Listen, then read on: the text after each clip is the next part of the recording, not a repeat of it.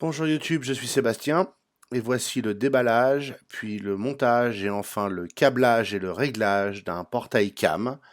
Ça fera peut-être l'objet de plusieurs vidéos parce que c'est pas si simple, mais voilà celui que j'ai choisi pour le portail donc de la maison qui est tout en acier. Et la raison pour laquelle je l'ai choisi, c'est parce que bien que les prix officiels soient lunaires, on les trouve pour beaucoup moins cher sur internet en cherchant un petit peu. Et celui-ci qui est un ATI 3000 avec un boîtier ZA 3P, avec les lentilles, avec le gyrophare et une antenne, et en plus en achetant 5 télécommandes d'avance. Il n'y en a qu'une dans la boîte. Quoi que dise la description sur les sites internet, il n'y en a qu'une dans la boîte.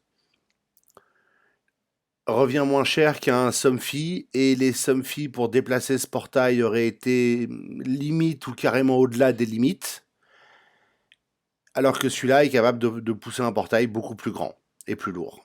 Donc le choix était facile, hein, il fallait un moteur qui allait tenir dans le temps. Donc voilà un cam. Dans l'absolu, ça n'a rien de très original. On a dans la boîte deux vérins qui sont somme toute assez jolis et bien finis. C'est des vérins, il n'y a rien d'original. C'est les courts, c'est les 3000, il y a des plus longs. On trouve le gyrophare, on trouve l'antenne. Truc assez malin, l'antenne se fixe sur le côté du gyrophare, donc on n'a qu'un seul truc à fixer au mur. Ça, j'ai trouvé ça malin. Le câble d'antenne. Des petites boîtes contenant plein de choses, on va les voir dans quelques minutes. Une pancarte à installer pour dire qui a installé le portail, etc. Parce que ça, c'est le mauvais côté de Cam, et je suis sur d'autres systèmes de portail. C'est comme les Somfy Pro, au final, vous êtes supposé le faire poser par un pro. C'est pas conçu pour être fait par un particulier. Les notices sont honteuses. Et quand je dis honteuse, c'est poli, hein, c'est abscon au possible. Alors, celle-là a été livrée en espagnol et en portugais. C'est de là que vient le portail, c'est de là que vient le vendeur sur le marketplace où j'ai acheté le portail. C'est pas grave, on les trouve sur internet assez facilement, mais même en français ou même en anglais, elles sont pas non plus correctes. C'est italien d'origine, peut-être qu'en italien elles sont mieux faites. Je suis dubitatif. Je pense surtout que c'est fait pour être posé par des gens qui ont été formés ou qui ont plus d'expérience. Moi, j'ai galéré énormément au niveau du réglage et du câblage un petit peu. Par chance, un gentil abonné m'a donné des conseils sur le post que j'avais fait, que vous pouvez voir sur la page communauté. Vous pouvez voir les échanges de commentaires. Et ça m'a permis de comprendre la logique de ce portail abstrait et de le faire fonctionner. Et à l'issue de ça, il fonctionne très bien. Dans les particularités du portail CAM à savoir, c'est que dans les outils nécessaires pour l'installer, il faut un poste à souder. Les platines sont livrées en pièces détachées, donc il vous faudra un poste à souder quoi qu'il arrive, et non du JB Weld et autres pâtes à fixe ne feront pas l'affaire. Vous voyez que le boîtier électronique est livré aussi dans la même boîte. C'est apparemment le nouveau modèle de boîtier électronique. Avant, ils étaient livrés avec un boîtier plus ancien, qui est celui qui est mentionné dans la notice, ce qui rend aussi les choses très pratiques.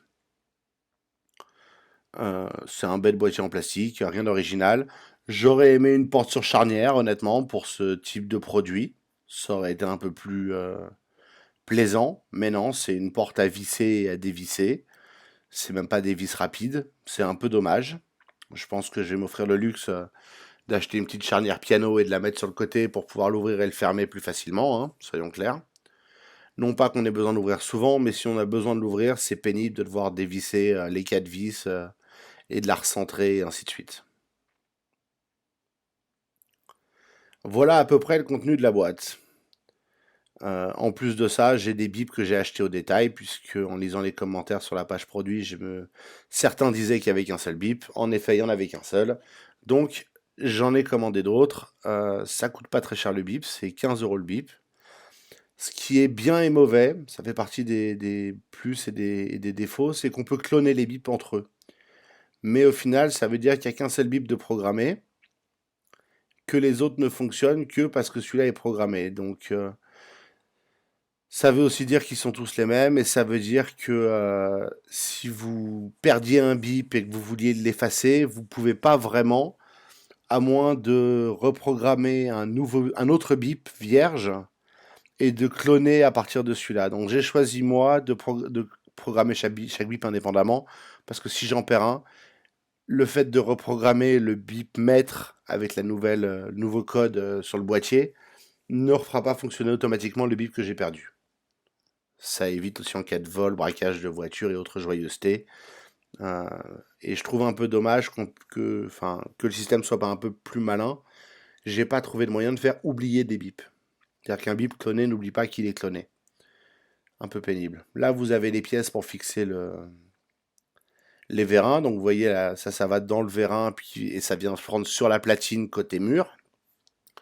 Ça, c'est une des pattes qui va sur le mur. Ça, c'est la patte qui va sur le mur. L'autre, c'était le portail.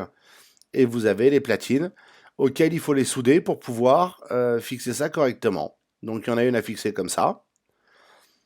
Et l'autre avec l'autre platine. J'avais jamais vu ça. Alors, pour le coup, ça m'arrange.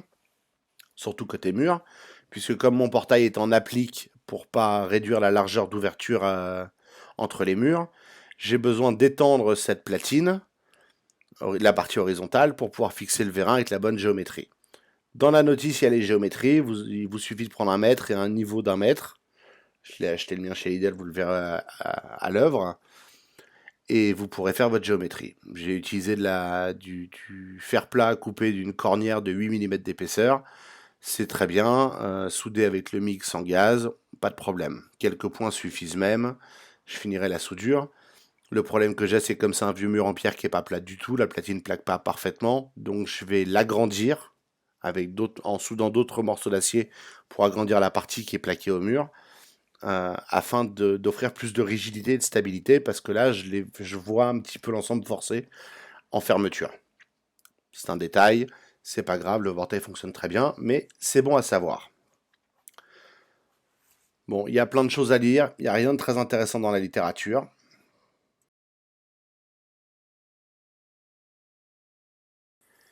Et maintenant l'installation. Alors j'ai soudé les platines, comme vous pouvez le voir avec ma rallonge. Elles sont chevauchées côté mur parce que j'en mettrai une deuxième au-dessus pour une rigidité éternelle. Mais je ne la mettrai que quand j'aurai fini d'agrandir les platines. Déjà comme ça va bien. Pour ce qui est de la géométrie, dans la notice, vous la trouverez. Ils indiquent les ATI 3000 et les ATI 5000.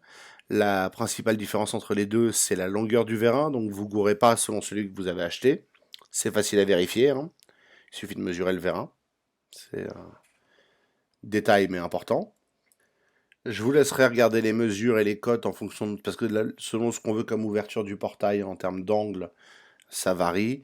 Donc, à vous de voir. Moi, la méthode que j'ai utilisée, c'est que j'ai estimé à peu près la position côté portail. Je l'ai fixé sur le portail. Au début, je me suis gouré, je pense j'ai pris les mesures des 5000, mais c'est pas grave.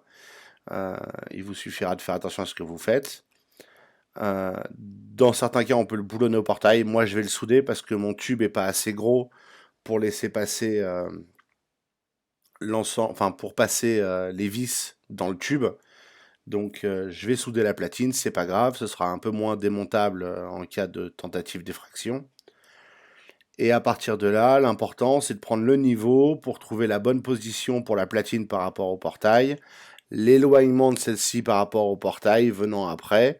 Selon votre cas et l'épaisseur de vos poteaux et votre géométrie, il faudra soit couper la platine, soit l'allonger comme j'ai fait. Si vous n'avez pas d'acier de 8 mm, vous pouvez trouver assez facilement de l'acier de 2 mm, et puis vous faites des épaisseurs. C'est pas optimal, mais ça fait le boulot. Vous pouvez aussi aller chez un serrurier ou une entreprise d'usinage et leur demander s'ils ont de la chute d'acier. A priori, la réponse est oui. Si vous êtes sympa et qu'ils le sont aussi, vous avez une bonne chance de repartir avec assez pour faire cette petite rallonge si nécessaire. Là, vous pouvez voir que je prends le mètre pour avoir une distance, ce qui va me permettre de présenter en termes de distance là où je veux ma platine. Avec le niveau, je vais vérifier que c'est à peu près à niveau. Je vais d'abord ensuite percer les trous sur le mur, une fois que j'aurai à peu près le niveau. afin de pouvoir l'ajuster. Avant de souder la platine côté portail, je peux la monter ou la descendre un petit peu. C'est pas très important, ça me permet d'avoir un niveau relativement facilement. Ce serait plus simple si j'avais un sol parfaitement plat et des murs modernes parfaitement plats. Je travaille avec de l'ancien et un portail en applique. Le parfait, c'était il y a longtemps. Vous voyez, le niveau se prend entre la partie haute de la platine portail et la platine côté mur. Tout ça, c'est estimé. Ça n'a pas besoin d'être 100% parfait.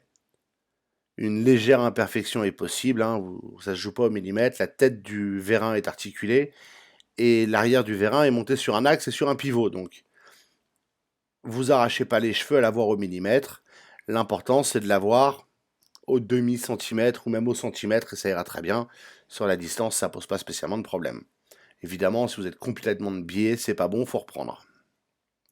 Une fois que vous êtes satisfait, il suffit de marquer les trous à percer, les percer, scellement chimique avec des tiges filetées dedans, et on laisse sécher en place en tenant, et ensuite on boulonne pour resserrer. Et à partir de là, vous avez une géométrie de portail qui fonctionne. Et il reste plus qu'à faire la même chose de l'autre côté, et les choses iront beaucoup mieux. C'est compliqué et un peu pénible, mais ça se fait très bien. Après avoir fait le côté petit ventail, j'ai préparé l'autre, faire l'effet des trous, pareil, même procédure.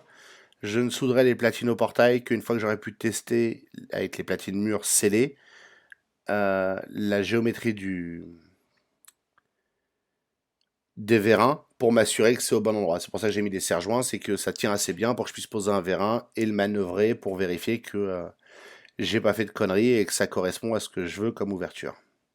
Le scellement chimique, c'est toujours aussi pratique et pénible en même temps. Mais vous voyez, je mets du scellement, je mets mes tiges dedans, et puis je passe ensuite la platine.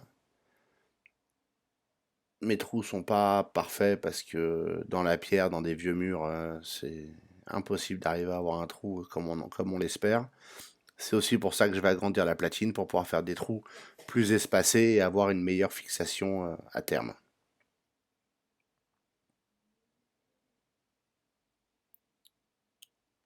Vous voyez, là je les tiens en place et j'attends que ça sèche.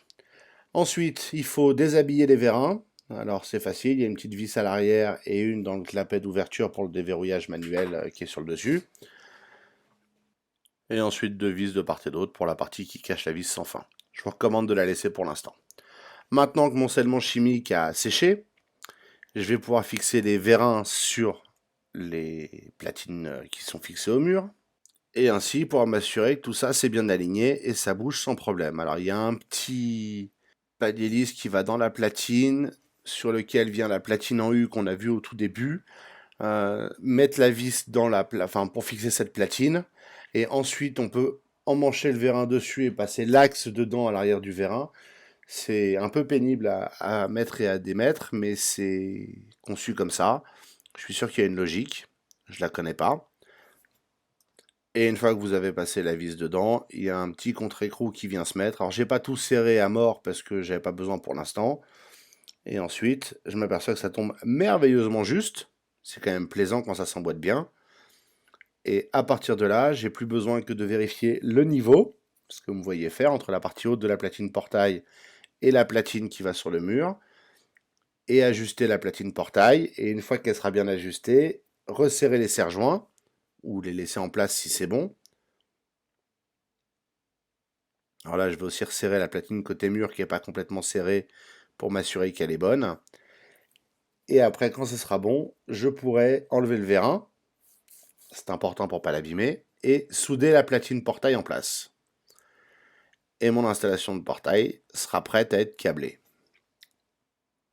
C'est à ce moment-là que pour moi, il faut ressortir le poste à souder. Vous en aurez peut-être pas besoin si vous pouvez boulonner la platine au portail.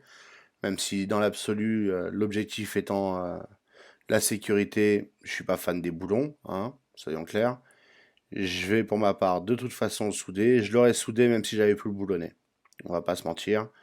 Euh, Mon intention n'était pas de faire un truc qui pouvait être facilement démonté.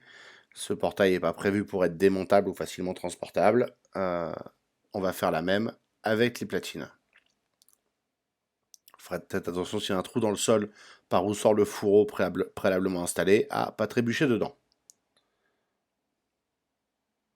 Donc là, je soude au MIG sans gaz. Je suis sur 2 max, B max, pardon, parce que je veux bien pénétrer le métal de la platine qui a été galvanisé avant d'être livré. C'est complètement débile. Euh, Attention à ne pas respirer les vapeurs. En l'occurrence, je soude en apnée. Pour des courtes soudures, ça va. Parce que comme vous pouvez le voir, ça dégage beaucoup de fumée. Avec les 2 soudures sur le bord de la platine, c'est déjà bien rigide. Je ferai les autres quand je finirai de modifier les platines de mur. Je veux m'assurer que tout va bien avant de faire un montage définitif et indémontable. Évidemment, après, j'ai fait exactement la même chose de l'autre côté, hein. J'ai aussi nettoyé les soudures quand j'avais fini. La procédure est très très exactement la même. Donc je ne vais pas vous la montrer 2 fois, c'est pas la peine. Et je vais arrêter là la vidéo. Et dans la prochaine vidéo, puisque ça là est bien assez longue, on s'intéressera au réglage et au câblage. Ça promet. Merci d'avoir suivi cette vidéo, j'espère qu'elle vous aura été utile et vous aura intéressé. Si c'est le cas, pensez à vous abonner et à la liker. Puis si vous avez des questions, des remarques ou des conseils, les commentaires sont là pour ça.